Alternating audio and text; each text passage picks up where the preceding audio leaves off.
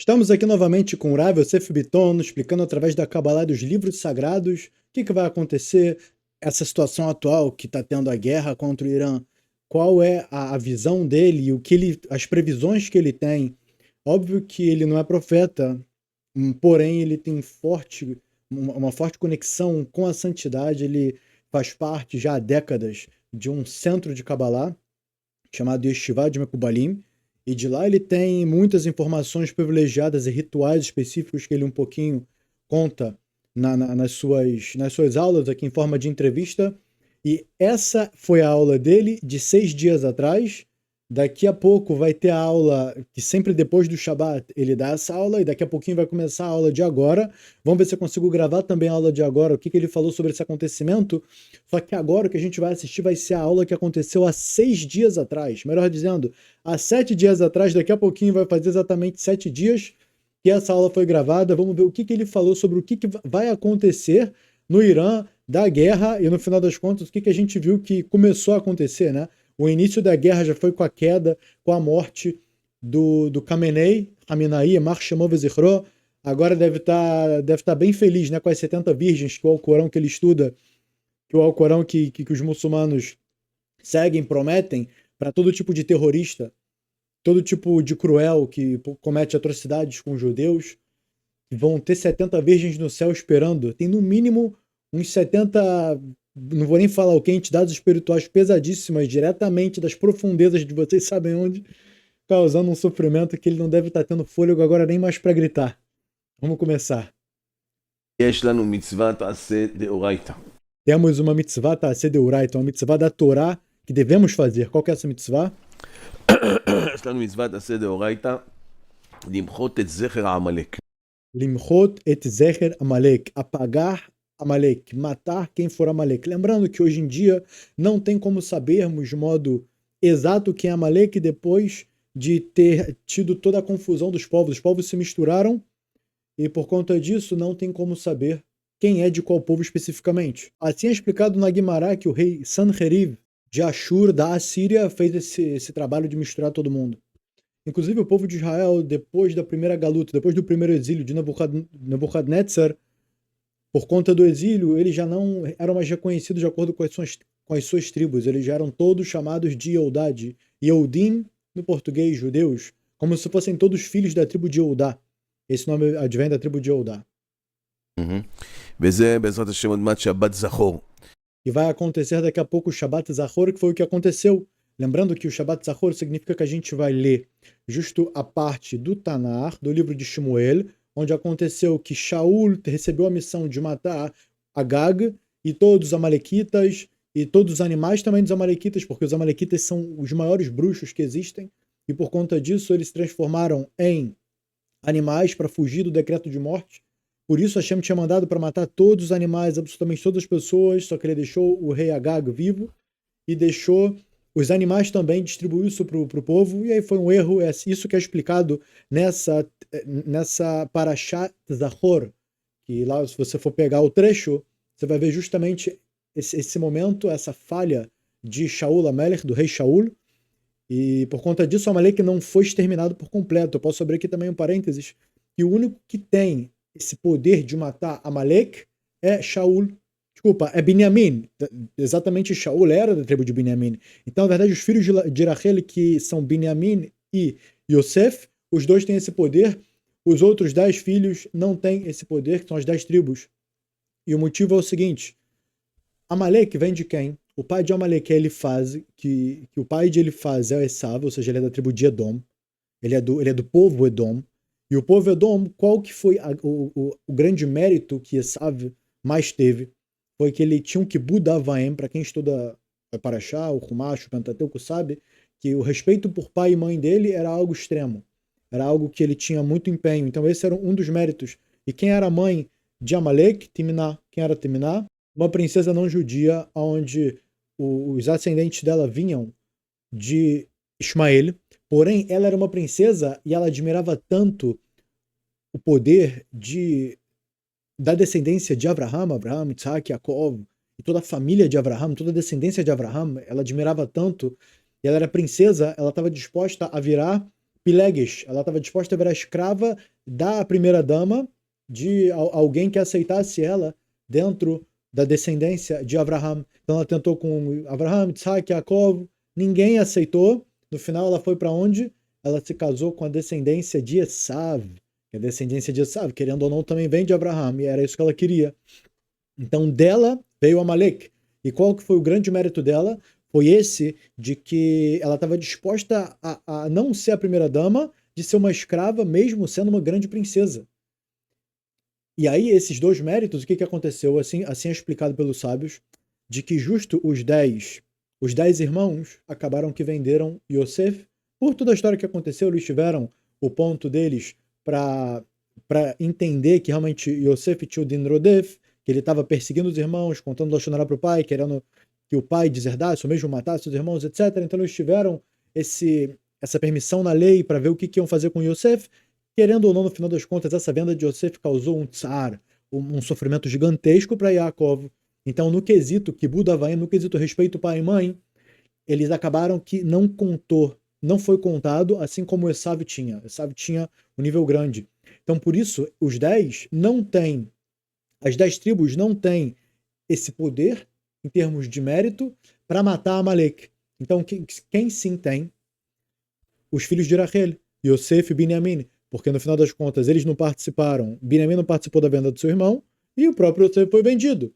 Então, com relação a Kibud Avaim, a respeitar pai e mãe, eles têm esse mérito também. E agora, com relação à mãe, Timná, que ela teve esse mérito de se humilhar para se casar, a mãe dele também, Rachel, entregou o código, a senha, para Leá. E pelo mérito disso, a irmã não se humilhou e ela foi humilhada. No final das contas, ela entregou o código sem mesmo contar para Leá que aquilo era um código. E no final teve toda a surpresa de Jacob, ele se casou depois com Rachel. Então, por conta disso, somente Yosef e Binyamin têm o quê? Eles têm o mérito suficiente, o poder para matar Amalek. E Eudá, por mais que através da tribo de Judá vai sair o Messias, o Mashiach, quem vai reinar, e quem reina é o Messias, ainda assim, eles têm que se intercalar entre Yosef e Binyamin e Eudá, porque Eudá vai destruir todas as nações que forem odiadoras de Israel.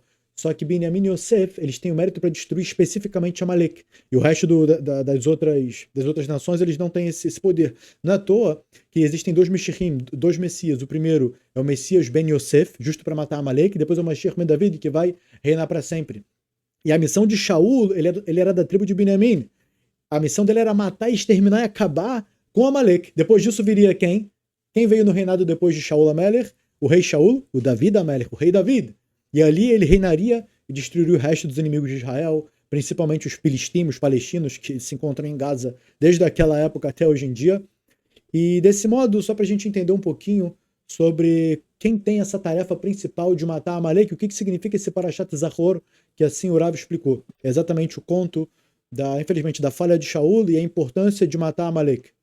E lembrando que Agag, ele ficou na prisão durante um dia, e no dia seguinte o profeta Shmuel, ele mesmo matou Agag, e disso que Agag ficou uma noite na prisão, foi o suficiente que ele encontrou lá uma serva, ele teve com essa serva, e dessa serva saiu Aman. Então quando vem na Megillah e está escrito que Aman, Agagi, que ele é filho de Agag, exatamente o que aconteceu na cela da prisão, por infelizmente Shaul já não ter matado Agag de primeira, ele ainda conseguiu ter filho, esse filho foi Aman, aquele que causou tanto problema na época de Mordecai e Esther, e aconteceu todo o evento chamado Purim hoje em dia. זכור את אשר עשה לך עמלק.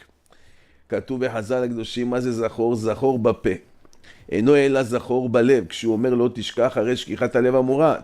Então é se lembrar que a gente deve destruir a semente de Amalek, tanto no coração quanto na mente. E o que a gente falou anteriormente, que a gente hoje em dia, depois da mistura de Sanheriv, não tem mais como saber quem pertence a qual povo. Porém, uma das coisas que Amalek tem dentro de sua essência de alma é odiar o povo de Israel e querer apagar o povo de Israel do mapa a todo custo. Mesmo que lá no país deles, pessoal, a população esteja morrendo de sede, não tem água, morrendo de fome, vivem na miséria, vivem sem informação de absolutamente nada, mas os mísseis de ponta estão muito bem investidos, todo o poder bélico, fuzil, caça de guerra, avião de guerra, tudo isso eles vão investir sem parar. A parte da marinha, aeronáutica, exército por terra, tudo isso eles vão investir. Agora, no próprio povo, essa é a essência do Amalek. Eles vão estar dispostos a se matar, a morrer, mas eles vão, ao máximo, tentar destruir o povo de Israel. Só que eles vão se frustrar. Porque enquanto o povo de Israel estiver com a Torá e com as mitzvot, eles podem fazer o que eles quiserem, eles nunca vão conseguir tocar na gente, vão só ser frustrados. Porém, quando acontece, infelizmente, que o povo de Israel larga a Torá e para de se ocupar com as mitzvot, aí eles ganham justo esse direito. Inclusive, Hashem utiliza deles como vara para colocar Israel de volta no caminho correto. Essa é a função deles, na verdade.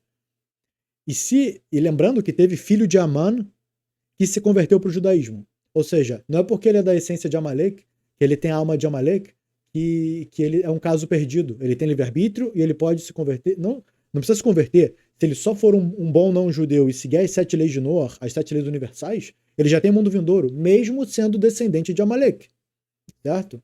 E já teve filho de Amalek que se converteu, inclusive isso é citado na Guimará. זכור בפה, שתהיה שונה בפיך. זאת אומרת, יש לנו מצווה כל הזמן להיזכר מה עשה לנו עמלק. אחד מהטעויות הגדולות כאן. Então a gente tem a mitzvah de o tempo todo lembrar o que nos fez o Amalek. A gente não pode esquecer disso. Algo que não pode esquecer. Eles vão estar dispostos a se matar para vir tentar cada vez mais ocultar Deus do mundo. A tarefa do judeu é revelar Deus do mundo, onde Deus está em cada entrelinha, em cada vírgula da vida.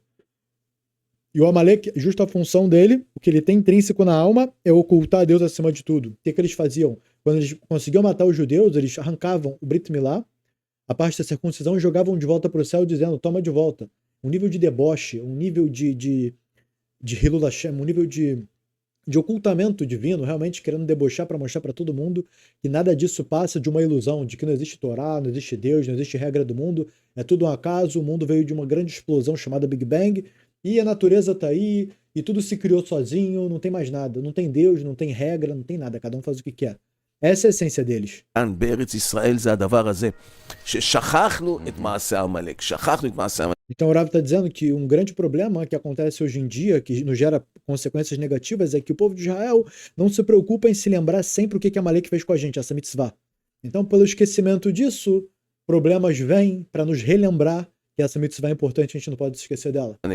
הרי כל מה שאנחנו עכשיו חווים זה רשלנות של שנים, מאיך הגיע אליהם מצב.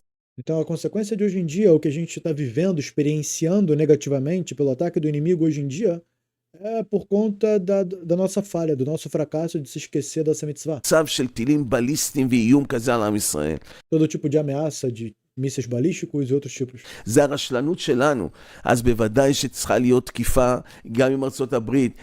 Então é claro que por isso tem que ter um ataque, porque o entrevistador está perguntando, aí, será que tem ataque? A gente deve atacar, deve defender? Como é que a gente vai agir? Lembrando que isso foi há 7 dias atrás. מתרשלים בדבר, אנחנו אלה שצריכים לתקוף אותם, ואנחנו O Gravo está falando, a gente não precisa esperar os Estados Unidos. Nós mesmos temos que atacar. Nós mesmos temos que acabar com Amalek para fazer com que a mitzvah, o mandamento, aconteça.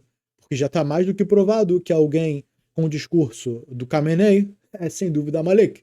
Mesmo se não for Amalek, não tem diferença.